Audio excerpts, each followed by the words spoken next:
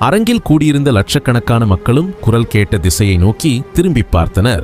அங்கு அர்ஜுனனுக்கு சமமாக ஜொலிக்கும் தேஜஸ் உடையவன் ஒருவன் நின்று கொண்டிருந்தான். அவனுடைய நடை யானையை போன்றிருந்தது. சிம்மம் நடந்து வருவது போல் இருந்தது.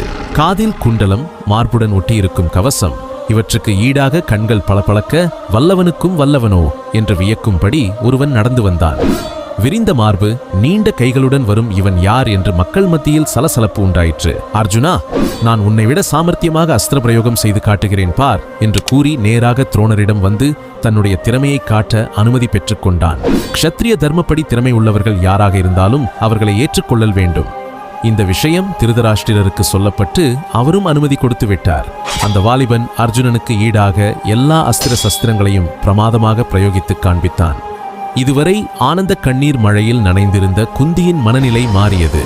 வந்திருப்பது யார் என்பது அவளுக்கு தெரிந்துவிட்டது. கவச குண்டலத்தோடு பிறந்த தனது மூத்த குமாரனை பார்த்தவுடன் அவளுடைய தாய்மை அவனை கண்டு கொண்டு விட்டது. கர்ணனும் அர்ஜுனனும் யார் சிறந்தவன் என்பதை நிரூபிக்க சண்டையிட தயாராகிவிட்டனர்.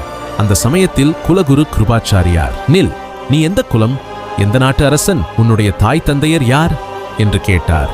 இவனால் பதில் சொல்ல முடியவில்லை. கிருபர், சாமானியர்கள் ராஜாவோடு சண்டை போட முடியாது, க்ஷத்ரியர்கள் தான் க்ஷத்ரியர்களுடன் சண்டையிட முடியும் என்றார். துரியோதனனுக்கு அர்ஜுனன் அவமானப்பட்டதனால் சந்தோஷம் தாங்க முடியவில்லை.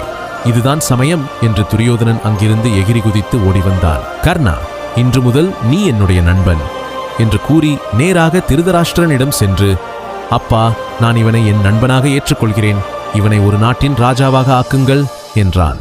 உடனே திருதராஷ்டிரன் அங்கேயே அந்தணர்களை அழைத்து அவனுக்கு ஒரு தங்க சிம்மாசனம் அளித்து அங்கதேசத்தின் யுவராஜாவாக்கினான். இதைக் கண்டதும் குந்தி மனதுக்குள் மகிழ்ச்சி அடைந்தாள். எங்கு இருந்தாலும் தன் மகன் பெயரும் புகழும் பெற்று வாழ்ந்தால் போதும் என்று சந்தோஷமடைந்தாள். ஆனால் மகிழ்ச்சியை வெளிப்படுத்த முடியவில்லை.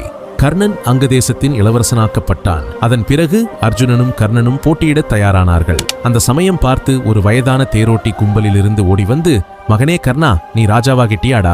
கர்ணன் தனது கிரீடத்தை கழட்டி வைத்து அவருக்கு நமஸ்காரம் செய்தான். கட்டித் தழுவிக்கொண்டான். ஆமாம் அப்பா. அப்போது பீமன், டே தேரோட்டி மகனா நீ? ஏய், ராஜகுமாரனுடன் சண்டை போடுகிறாயா?